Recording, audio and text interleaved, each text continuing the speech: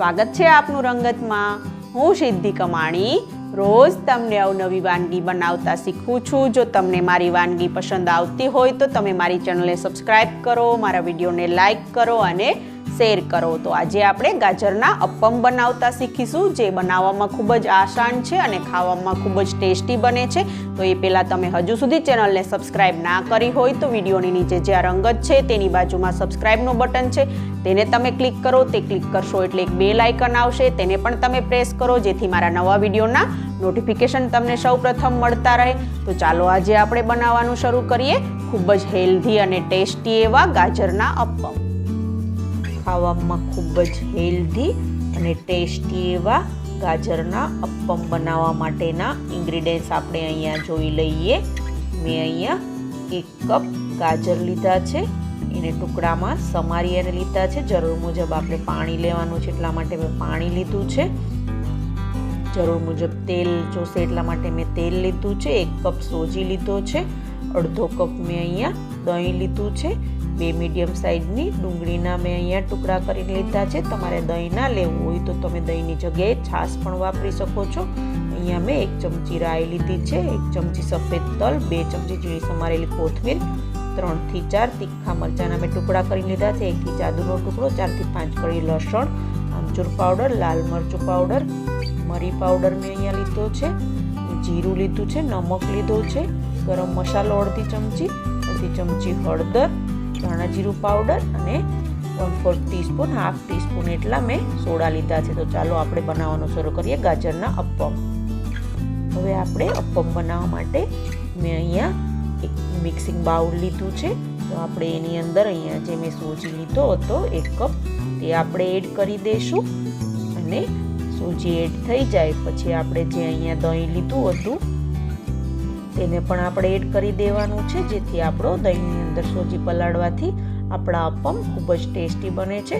તો અહીંયા હું હવે વિસ્કર વડે સોજી અને દહીંને બંનેને વ્યવસ્થિત રીતે મિક્સ કરી લઈશ।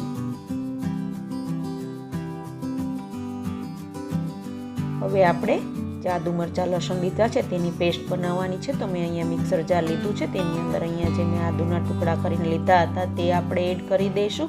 અહીંયા મેં 4 થી 5 કળી લસણ લીધું હતું, તેને પણ આપણે એડ કરી દઈશું અને લીલા તીખા મરચાં 3 નંગ લીધા હતા તે પણ આપણે એડ કરી દઈશું। ને અહીંયા જે મેં ડુંગળી લીધી હતી 2, તેને આપણે ટુકડા કરી અને એડ કરવાની છે। તો આવી રીતે ચપ્પા વડે એને ટુકડા કરી અને આપણે મિક્સર જારની અંદર એડ કરી દેવાની છે અને આપણે એને બધી જ વસ્તુને ઢાંકણ ઢાંકી અને આપણે બધી વસ્તુને ક્રશ કરી લઈશું। અહીંયા આદુ મરચાં લસણ અને ડુંગળીની મેં પેસ્ટ બનાવી લીધી છે। તો હવે આપણે આગળની પ્રોસેસ કરી લઈશું। હવે આપણે એ જ મિક્સર જારની અંદર જે આપણે ગાજરના 1 કપ ગાજરના ટુકડા કરીને લીધા હતા તે આપણે એડ કરી દઈશું અને આપણે એની પણ એકદમ બારીક પેસ્ટ બનાવી લઈશું। અહીંયા મેં ગાજરની પણ મસ્ત પેસ્ટ એકદમ પ્યોરી બનાવી લીધી છે। તો આ પ્યોરીને આપણે હવે જે આપણે બેટર રેડી કર્યું હતું દહીં અને સોજીનું તેમાં એડ કરી દઈશું। હવે આપણે આ બેટરની અંદર જે આપણે ગાજરની પેસ્ટ કરી છે એ બધી પેસ્ટને બેટરમાં એડ કરી લઈશું અને વ્યવસ્થિત રીતે એને મિક્સ કરી લઈશું। અહીંયા મેં બેટરની અંદર ગાજરની જે પ્યોરી બનાવી હતી તે મિક્સ કરી લીધી છે। તો હવે આપણે જે આદુ મરચાં લસણ ડુંગળીની પેસ્ટ બનાવી હતી તે આપણે એડ કરી દઈશું। અહીંયા મેં ઝીણી સમારેલી કોથમીર લીધી હતી તે પણ આપણે એડ કરી દઈશું। અહીંયા મેં જે ગરમ મસાલો લાલ મરચું પાવડર લીધો હતો તે આપણે એડ કરી દઈશું।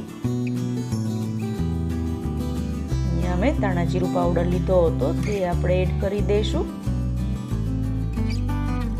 અહીંયા મેં ગરમ મસાલો લીધો હતો તેને પણ આપણે એડ કરી દઈશું। અહીંયા મરી પાવડર લીધો હતો તે આપણે એડ કરી દઈશું।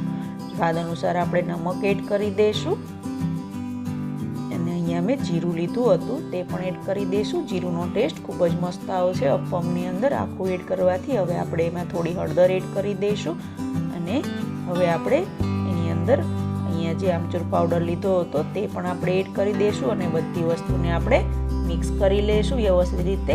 બેટરની અંદર મિક્સ થઈ જાય તેવી રીતે આવી રીતે આપણે બેટરમાં બધી જ વસ્તુને મિક્સ કરી લેવાની છે। તમને મારી અવનવી વાનગી પસંદ આવતી હોય તો તમે મારી ચેનલને સબસ્ક્રાઈબ કરો, મારા વિડીયોને લાઈક કરો અને શેર કરો. તો અહીંયા આપણા બેટરની અંદર બધી જ વસ્તુ મસ્ત મિક્સ થાય તેવી રીતે ચલાવતા મિક્સ કરી લેવાની છે. હવે આપણે અપ્પમ બનાવવાના છે. તો એના માટે અહીંયા હું ગેસની ફ્લેમ ચાલુ કરી અને જે અહીંયા અપ્પમની પેન મેં લીધી છે તેને ગરમ થવા માટે રાખી દઈશ.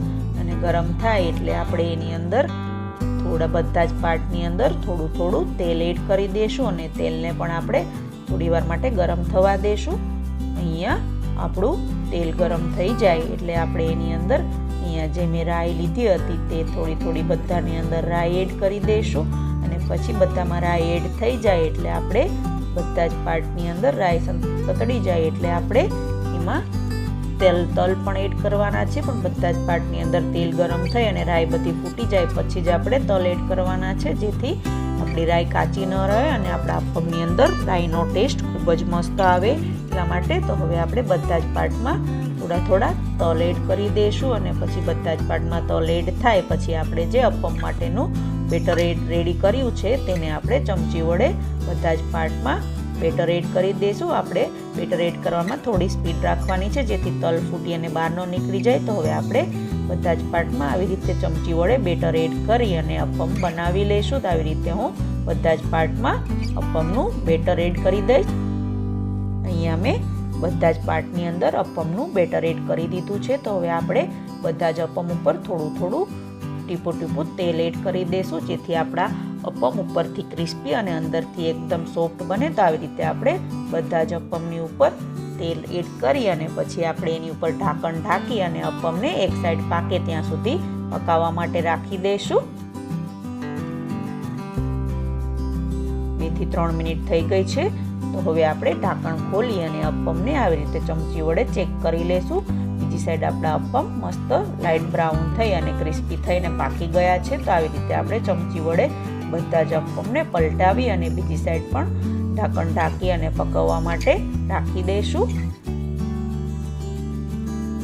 અહીંયા મેં બધા જ અપ્પમને પલટાવી લીધા છે. તો હવે આપણે ઢાંકણ ઢાંકી અને બધા અપ્પમને બીજી સાઈડ પાકે તેમ પકાવી લઈશું. હવે આપણે ઢાંકણ ખોલી અને અપ્પમને ચેક કરી લઈશું.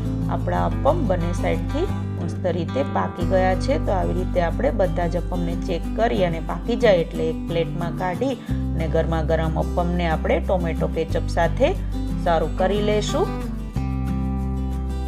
અને આવી રીતે આપણે બધા જ બેટરમાંથી અપ્પમ બનાવી લઈશું. ખાવામાં ખૂબ જ ટેસ્ટી અને હેલ્ધી એવા અને બનાવવામાં આસાન એવા ગાજરના અપ્પમ અહીંયા તૈયાર છે. તો તમે પણ આ અપ્પમ ઘરે એકવાર જરૂરથી ટ્રાય કરજો. તમારા ઘરના સભ્યોને જરૂરથી ભાવશે. તો તમારા ગાજરના અપ્પમ કેવા બન્યા તે મને કમેન્ટ બોક્સમાં જરૂરથી જણાવજો. કેવી લાગી તમને મારી રેસીપી? જો તમને મારી રેસીપી પસંદ આવી હોય તો તમે મારા વિડીયોને લાઈક કરો, તમારા ગ્રુપમાં મારા વિડીયો શેર કરો અને હજુ સુધી તમે જો મારી ચેનલને સબસ્ક્રાઈબ ના કરી હોય તો વિડીયોની નીચે જ્યાં રંગત છે તેની બાજુમાં સબસ્ક્રાઈબનું બટન છે તે બ્લેક કલરનું હશે. તો તમે હજુ સુધી મારી ચેનલને સબસ્ક્રાઈબ નહીં કરી તો એ બટનને તમે ક્લિક કરો જેથી મારી ચેનલ સબસ્ક્રાઈબ થઈ જાય. અને એ ક્લિક કરશો એટલે એક બેલ આઇકન આવશે, એને પણ તમે ક્લિક કરો જેથી મારા વિડીયોના નોટિફિકેશન તમને સૌપ્રથમ મળતા રહે. તો રોજ આવી અવનવી વાનગી જોવા માટે જોતા રહો રંગત, ખાણીપીણીના શોખીન ગુજરાતીઓની. Thanks for watching.